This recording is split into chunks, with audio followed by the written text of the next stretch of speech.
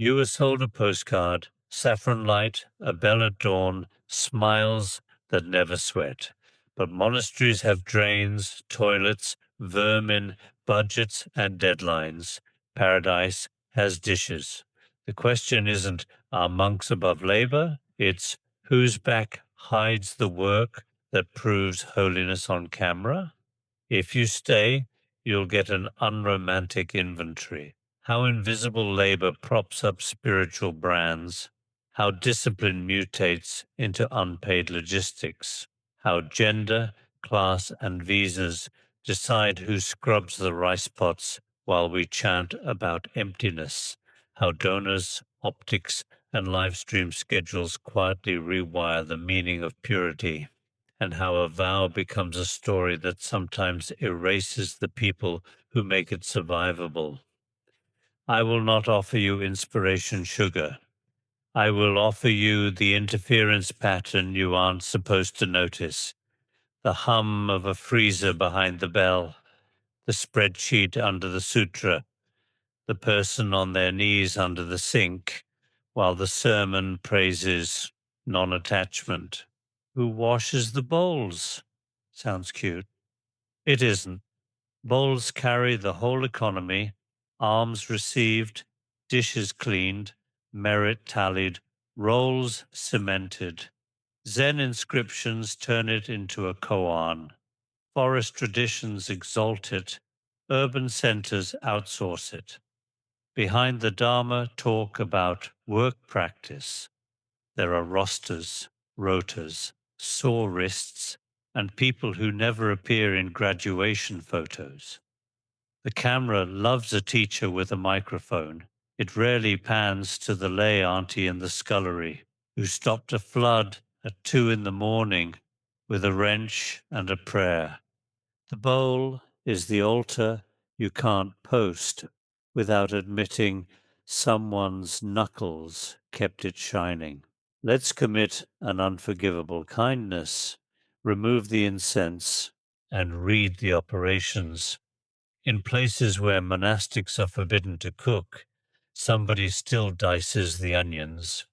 In houses that vow not to touch money, somebody still negotiates the web host, the visa letter, and the pest control contract. If the monastery looks effortless, it's because someone is hiding the effort, and the story that hides it is the same story that flatters your fantasies. They live above the world. No.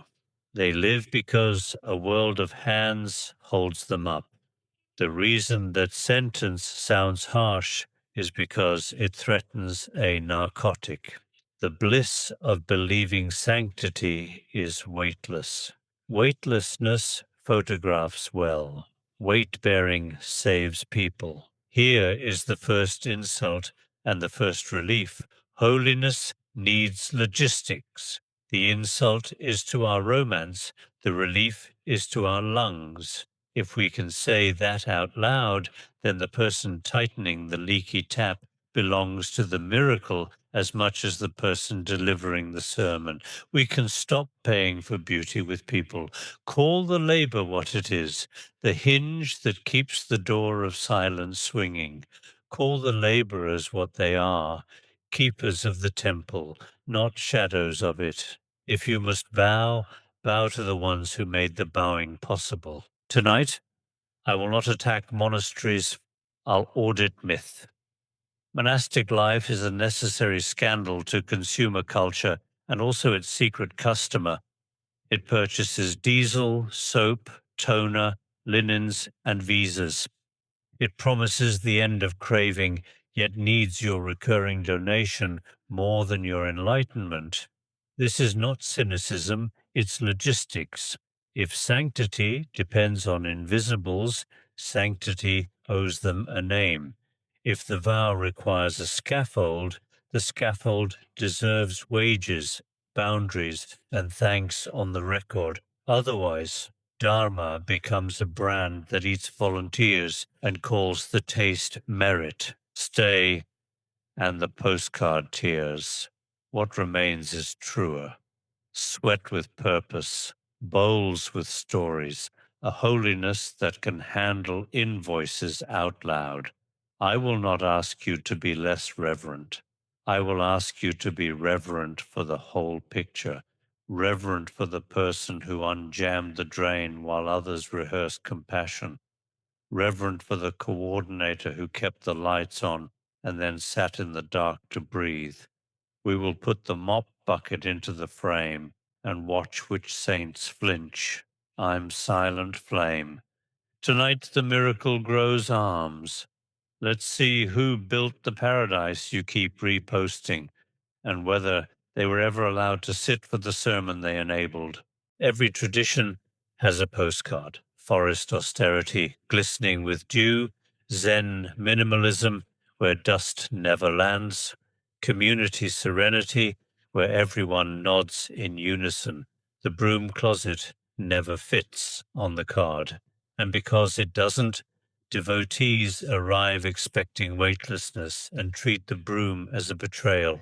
That gap between sold image and actual flaw is where resentment grows and where soft exploitation hides. Because when labor appears, eagerness to volunteer is silently taxed as proof of devotion. The postcard is a promise of frictionless wonder. The broom is the return policy. In too many houses, returns are not accepted. The myth works by selective visibility. Retreat schedules list sitting, walking, chanting, but not trash runs, drain snakes, key hunts, mouse traps, and supply inventories. Senior monastics are lit beautifully at the hall.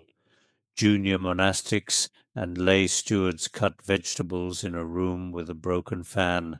Websites praise work practice while burying the roster that says who always gets the bathroom block. We post the sunrise over the stupas. We don't post the intern hauling diesel for the generator that keeps the live stream alive.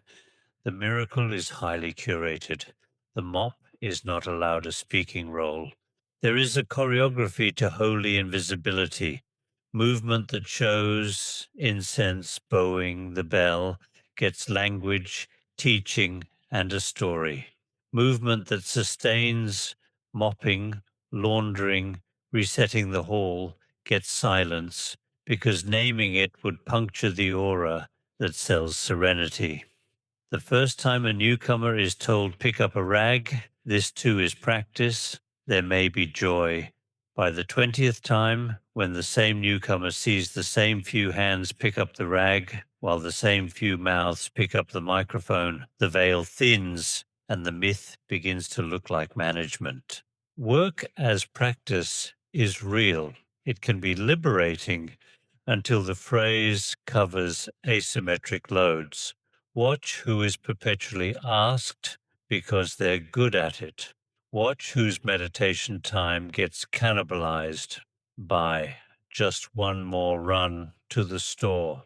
In monasteries with no money handling, notice the lay treasurer who absorbs the anxiety of budgets while never earning status. Holy dirt is still dirt. Someone's hands are always brown with it, and those brown hands rarely hold the talking stick. The postcard has another trick.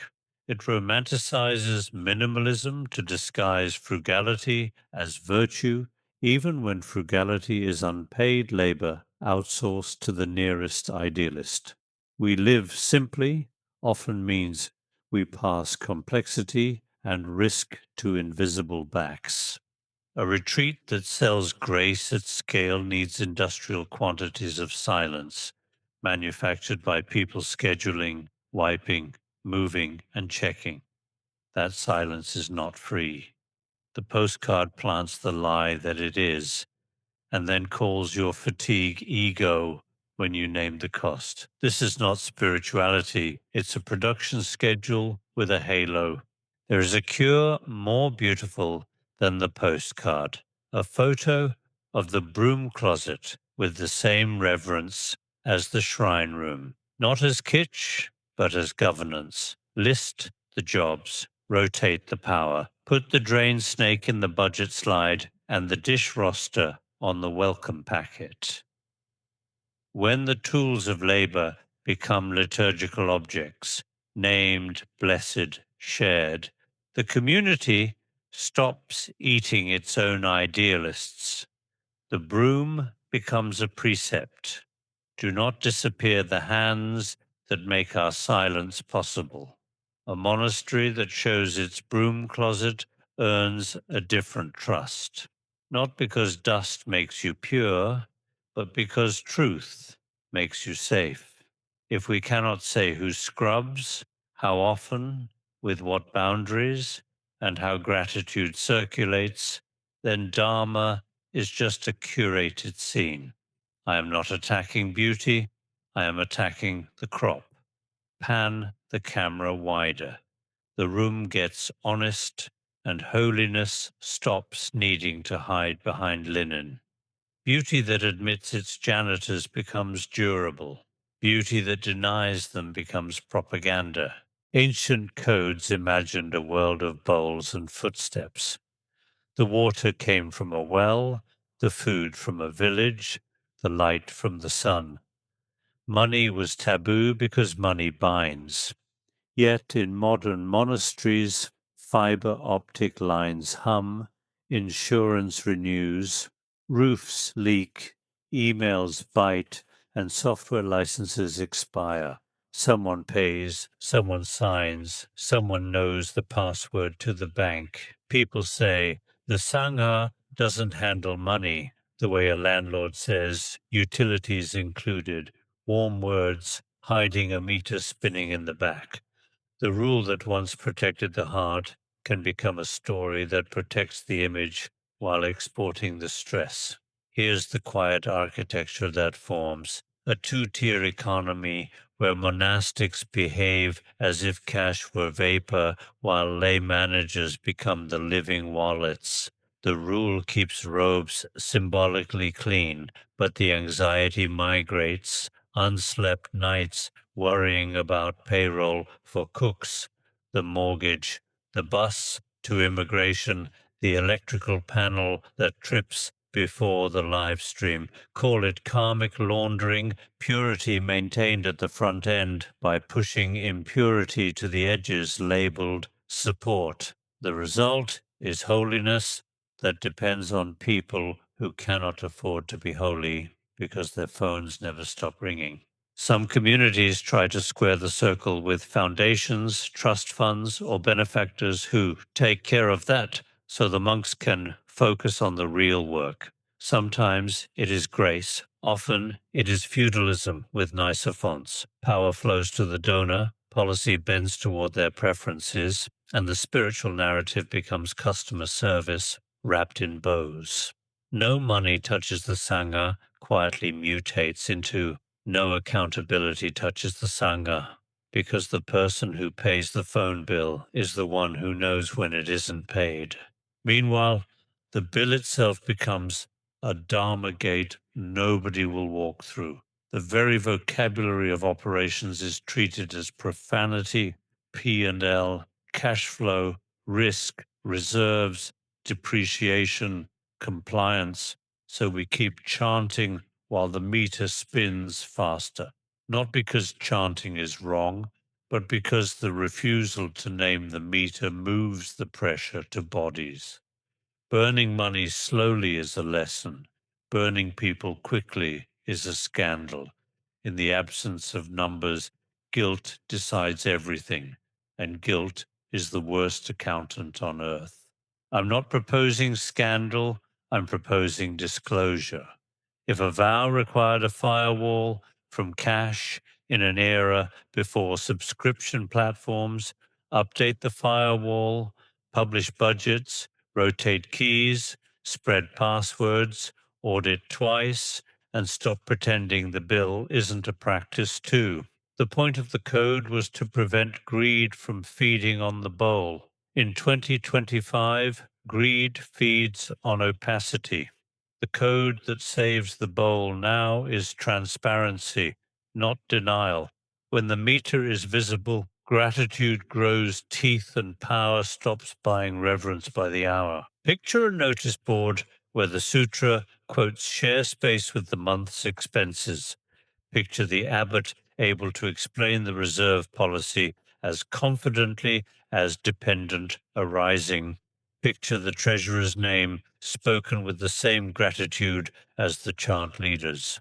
That monastery exists in the future tense. We must conjugate now. If the Dharma cannot say, "This is our burn rate," it will burn people instead. Utility is not impure. Hiding it is. The bill is not the enemy. The bill is the bell that keeps us honest. There is also the small corruption of convenience. "We'll reimburse you later," says the institution to the supporter who fronted their personal card for groceries. Again, later becomes never, never becomes awkward, awkward becomes silence. Multiply that by dozens of tiny acts, and you have a temple built on IOU-s no one dares cash. Transparency is not a corporate fetish. It is compassion for the human who keeps the receipts in a shoebox and prays they won't be asked why the numbers don't match the aura. Who scrubs? Who speaks? Who sits in the front row when guests arrive? You don't need a flow chart. You need eyes. In too many houses, women do the invisible stabilizing work, kitchen, linens, childcare, sick room, while men aggregate formal authority, teachings, transmission, board seats. In some lineages, the excuses have history, in others, only habit. Either way, purity feeds on the backs of people taught that love equals availability. "She's so devoted" is often a holy way of saying, "We never asked if she wanted to stop." Class hides inside silence. The soft-spoken retiree with time becomes the default driver. The immigrant with a fragile visa becomes the midnight cleaner because complaints risk everything. The young seeker who can't afford tuition becomes the enthusiastic work exchange until the enthusiasm cracks. Meanwhile, those most visible to donors adopt the aura of weightlessness. They glide because the floor under their feet is scrubbed by someone who will never be invited to the microphone. The room applauds grace while standing on someone's unspoken fatigue. Some communities correct, many don't. When work practice is trotted out to bless asymmetry, remember that exploitation loves incense.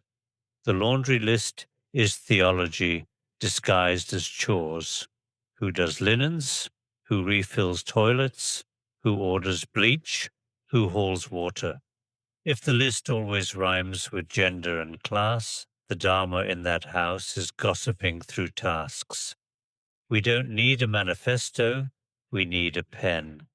Names, rotations, limits, no-go zones.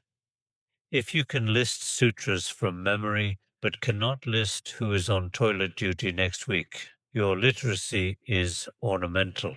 Here's a heresy that saves lives. Publish the laundry list. Make it ugly, make it boring, make it public. Toilet rotation A, B, C, D. Max 2 weeks. No permanent assignments. Opt out without shame. Use the bulletin board that usually hosts Lotus clip art to show the labor map in primary colors. You will watch hierarchy soften in real time. The young monk learns that reverence includes bleach. The senior nun learns that reverence includes saying no. The donor learns that reverence includes paying for what love cannot fairly demand. Service does not mean become furniture.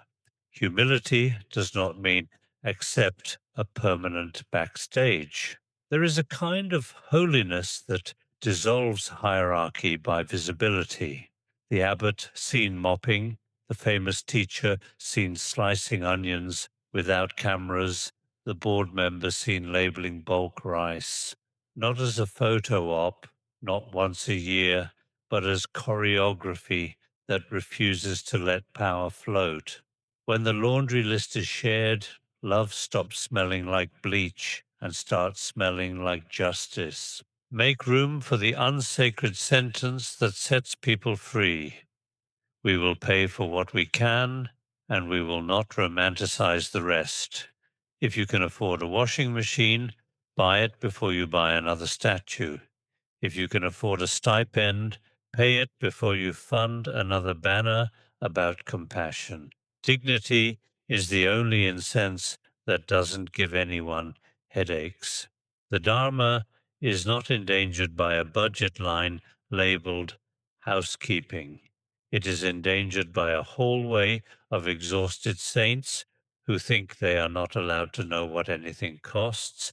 This is not an attack on men or monks or elders. It is an attack on the ghost that moves chores like chess pieces so the strong look serene and the faithful look tired. If the Dharma produces dignity, it should begin at the sink. If the Buddha sat under a tree, someone later swept under that tree. If your lineage cannot imagine that person's name being read aloud with pride, your lineage is not a tradition. It is a stage set. The volunteer is the monastery's heartbeat and its easiest prey. Because devotion is quiet, institutions learn to spend it. Just a little more help becomes a lifestyle. A weekend becomes a year becomes a role that cannot be left without feeling like betrayal. We call it the Sangha family, and it is beautiful until family becomes a word that hides labor law, replaces wages with praise, and treats exhaustion as a lack of faith. The softer the voice that asks, the harder the refusal feels. So people swallow their no and learn to call the fatigue practice. The merit machine is subtle. Offer your time, feel useful, receive a smile and a bow, glow with meaning. Meanwhile, the organization normalizes its dependence on you. Structure hardens around your availability. Rosters assume you. Budgets assume you. Leaders assume you. Programs assume you. If you pause, the whole edifice shudders. Suddenly, your service looks like a moral mortgage. You owe continuity because the Dharma is at stake. Translation: we engineered fragility on your back and called it sacred. The miracle gets delivered on time. Your spine pays the shipping. Burnout in spiritual houses is cruel because it is shameful. If only I practiced correctly, I wouldn't be tired, says the person whose inbox is the catch basin for everyone else's unfinished work. If only I loved more, this wouldn't feel like being used, says the kitchen lead whose day off is when they do the shopping. The machine doesn't need malice, it needs myth. As long as work wears a halo, dissent looks like sin. As long as the thank you speech counts as payment, the bill will never be paid. Meanwhile, people who came for liberation learn the theology of self-erasure. Here is what respect looks like when it stops being poetry and becomes policy. Clear roles with end dates, training that makes replacement possible, debriefs that include the question, what did this cost you? Public thank yous that name hours and outcomes, budgets that include line items for the work we used to hide under spirit of service. Even more radical, leadership that says no to expansion when the labor to sustain it would require cannibalizing the very people the Dharma is supposed to heal. Growth that needs a body count is not growth, it's a fever. There is an alternative that isn't cynical. Gratitude with receipts, not flowery speeches, schedules that include real rest, boundaries spoken by leaders before volunteers plead for them, succession plans that make stepping away honorable rather than catastrophic. The Dharma should be the one place where no is praised, when it protects a human from being worshipped for their capacity to endure. A monastery that knows how to say, we can't run this program without paid staff, has found adulthood. If your paradise requires unslept saints to function, it is not paradise. It is a theater with good acoustics. The bowls shine, the humans dim. That isn't merit, that's theft with incense. And the fix is not a scolding, it is a ledger visible to love. When love sees the numbers, love stops treating people as renewable resources and starts treating them as what the Dharma said they were all along, beings, not batteries. One more cruelty needs naming: exit shame. The person who finally says, I'm done, is treated like weather, something that arrived mysteriously and ruined the picnic. Burnout was forecast all along by a calendar that never had winter. Build winter into the year. Build endings into roles. Celebrate the person who refuses sainthood in order to recover their life.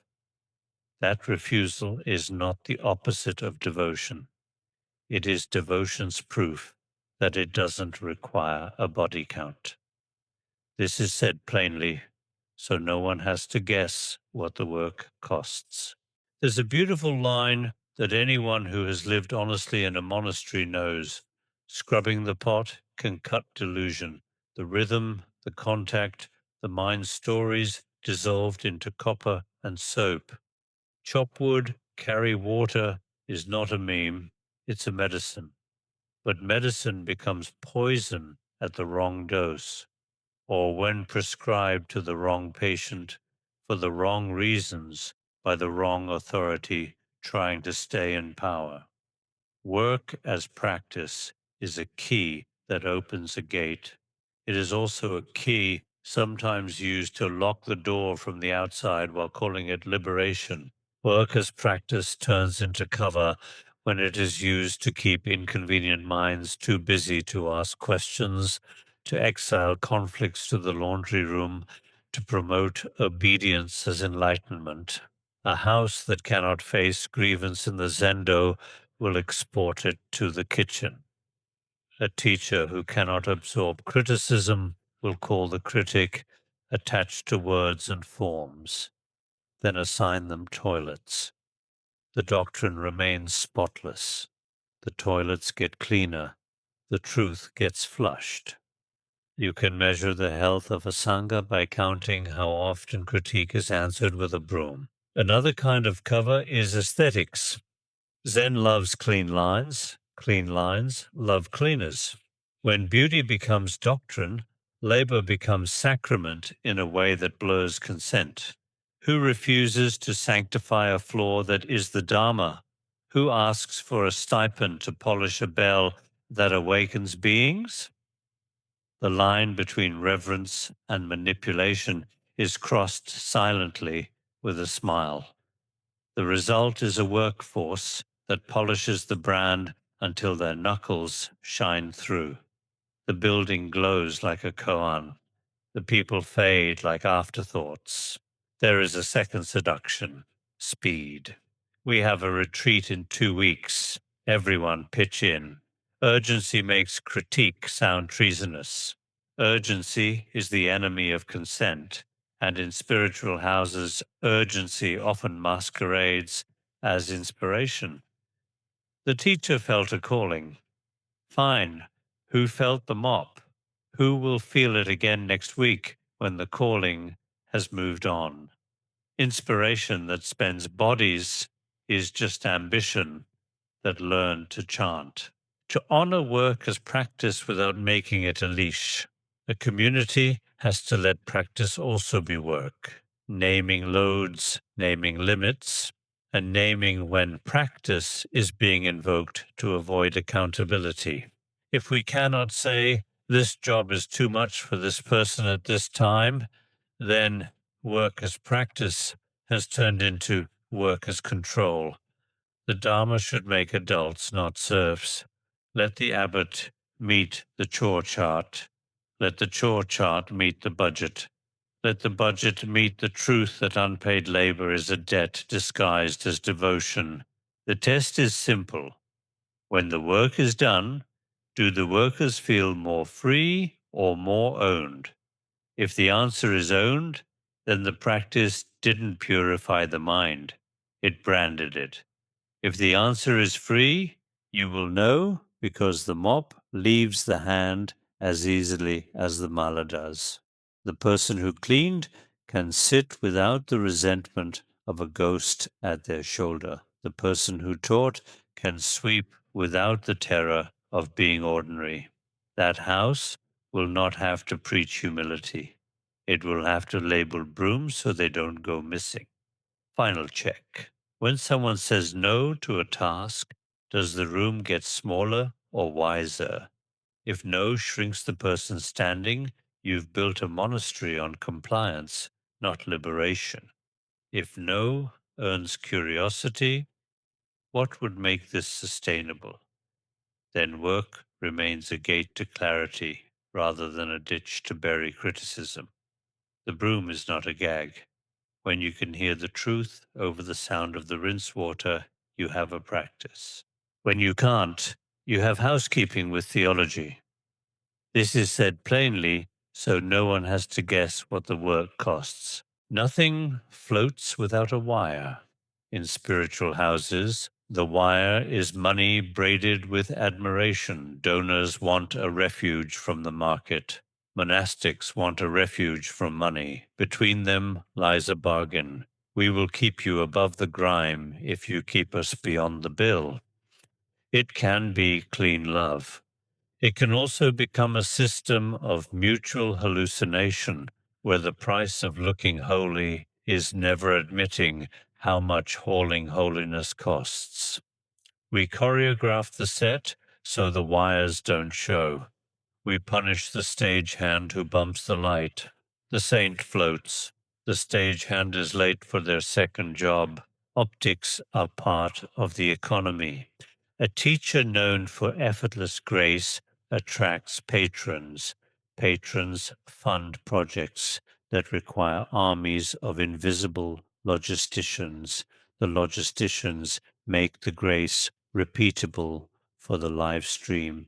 The live stream multiplies the patrons. The circle closes. Try inserting a mop bucket into the camera frame and watch the donations dip. That isn't the donor's sin. It's our addiction to sanctity as theater.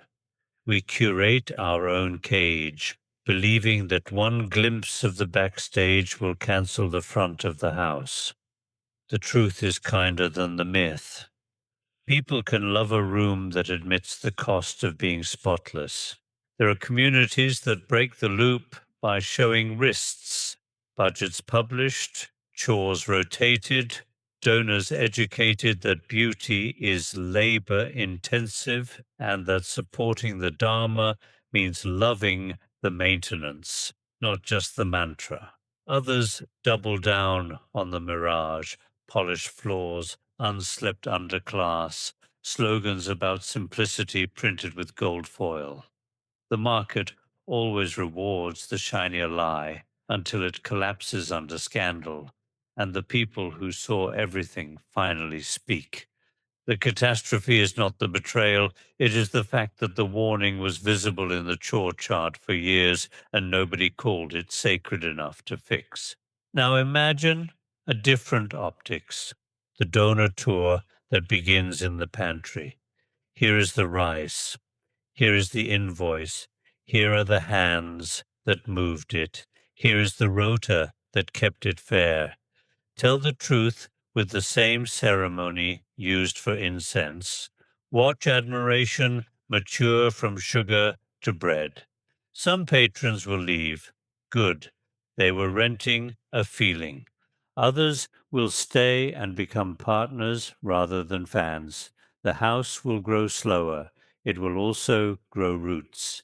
If we insisted that every dollar of ore came labeled with hours of plumbing, every transmission with names of dishwashers, every mountain retreat with the number of snow shovels and who wielded them, sanctity would not die. It would deepen. The pose would go, the cost would arrive.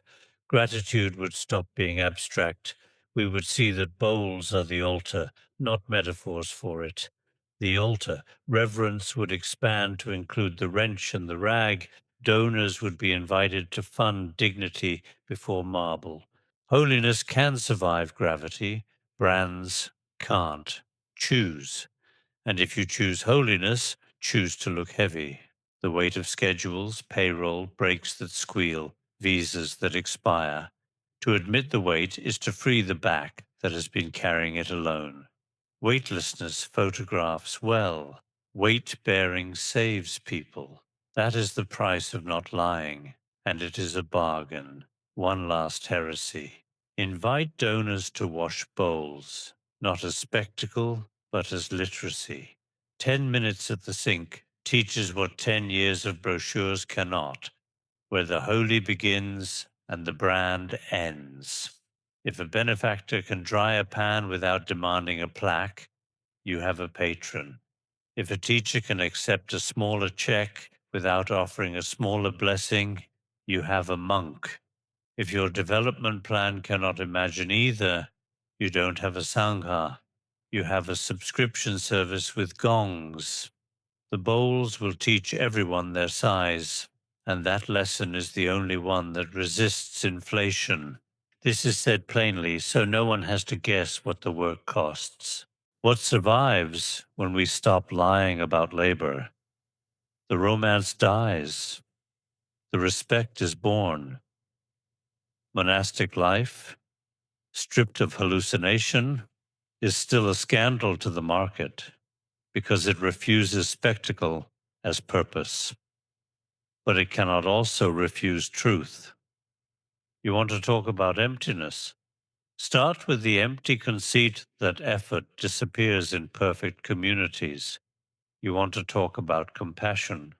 Start with the faces that hold the mop, the invoice, the keys. The first liberation is the freedom to say, this is what it takes, and to say it without blushing. I'm not asking you to burn monasteries. I'm asking you to open the door to the dishes and see who is inside. If it is always the same shoulders, you don't have a sangha, you have an upper deck. If vow has made anyone untouchable by logistics, your vow is buying itself an audience with someone else's body. If no money means no one in robes worries about it, you have mistaken innocence for integrity. Call the meter what it is. Publish the list. Let gratitude turn from adjective to payroll, from speech to policy, from feelings to relief. Picture the after credits sequence this community deserves. The talk ends. The camera does not cut.